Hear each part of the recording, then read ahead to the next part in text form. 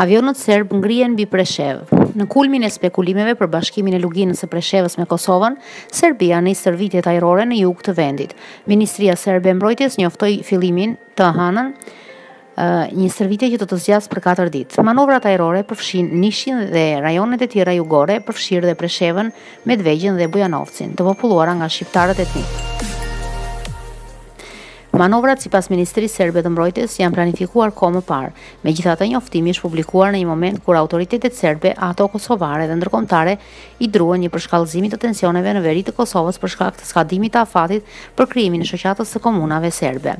Frika nga përshkallëzimi i tensioneve detyroi forcat e KFOR-it të shtojnë praninë në veri të Kosovës. Prej 4 gushtit, forcat e NATO-s morën kontrollin pranë liçenit të Gazivodës në kufirin Kosovë-Serbi. Prania e shtuar e tyre dhe në veri të Mitrovicës.